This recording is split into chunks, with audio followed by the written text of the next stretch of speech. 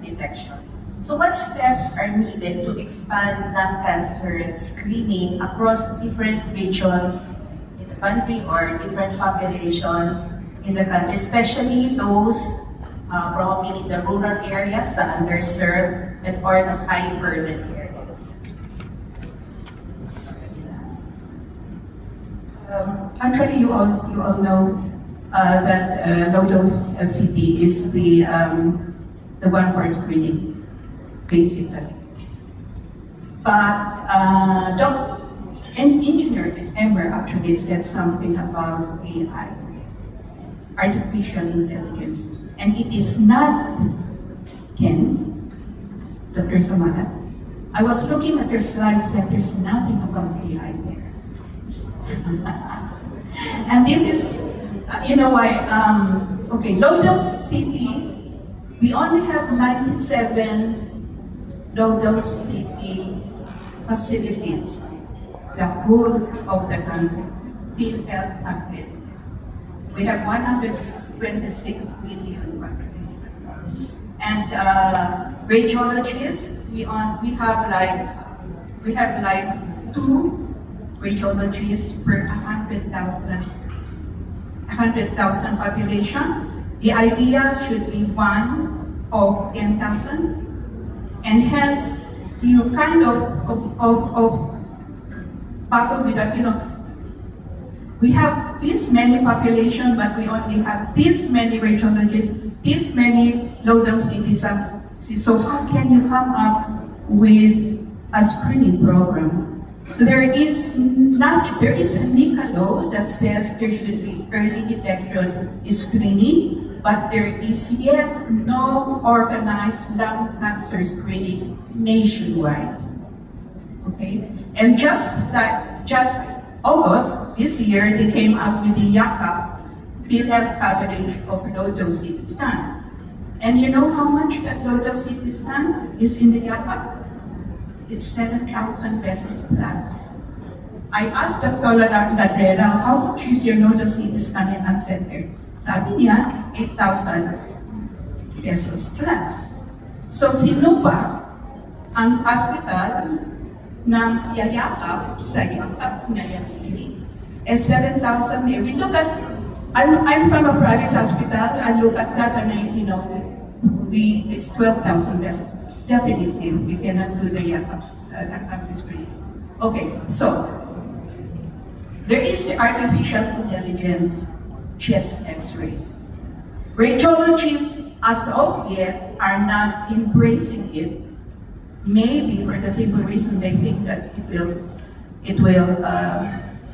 get their job. But no, if the AI chest x-ray comes up with a reading, it has still to be signed off by the radiologist. Now, the sensitivity rate for an expert radiologist to read an X-ray is 80%. Compared to an AI-assisted chest X-ray, it's also 80%. Now, not all of the chest X-ray facilities in the Philippines would have an expert radiologist. Most of them, most probably not are radiologists, but not really high volume trained, and hence make the difference between the sensitivity rate of an AI chest X-ray would be about 5 to 20%. So you see what I'm going to. So why can't we go? I actually asked UH, why can't we go for AI-assisted chest X-ray? They come up with high-risk nodules. It's only these high-risk nodules that would be catered triage to low-dose CT scan.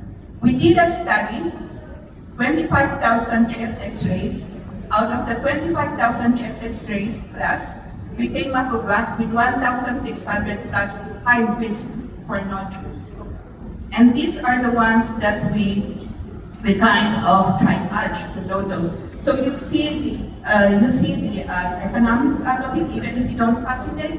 It's the economics would be if I was the DOH manager looking after looking at after lung cancer screening, I would go for AI assistant first, and then come up with the high risk nodules, which now will be pushed to low dose CT scan. You know, we kind of maximize the low numbers of LCTs in the Philippines, and we kind of also help the non-experts radiologists in the communities to have a second eye. That's a second eye, the AI chest X-rays. And so that's what I am pushing POH to come up with.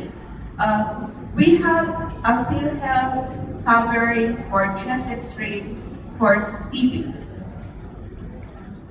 And the age group includes the whole population, which also includes the population target for lung cancer. In the study that I told you, we looked at the influence of TB and lung nodules on the same chest X-ray. It can actually differentiate it, but then once you have the TB lesion there and the lung nodule lesion there, the patient has to undergo biological TB confirmation, and then treated. Kung positive, kung hindi positive, most probably with mag-low dose CT scan. So you kind of come up with an algorithm that could make it more efficient for and more encompassing to come up with more patients undergoing low dose CT scan, but has to pass through AI chest X-ray. I don't know if the message came through. So that's very true that low-dose CT scan is not available across all regions of the Philippines, but chest X-ray is available left and right. And although the low-dose CT scan proved to be better than chest X-ray, but using the algorithm of sort of a first screening, first with chest X-ray with AI, then those who have suspicious nodules based on your AI reading and with the radiologist's concurrence, triage them to the low-dose CT scan, correct? Yeah. By the way, there is one chest X-ray per 50 million Filipinos. One chest X-ray per 50 million Filipinos. So it's kind of scarce also. So if you want to kind of strengthen, put in the artificial intelligence, let it read fast. Madali lang it reads fast. So it's more efficient. The software is available in the Philippines. The software is available in the How Philippines. much does it cost? You subscribe for it. Yeah, it's like you subscribe for Microsoft. Basically, the institution pays a yearly. Like you subscribe maybe for Microsoft, for Adobe, for whatever. Dr. Villanueva, this kind of diagnostic strategies, do they need HTA approval since you're an HTA agnostic?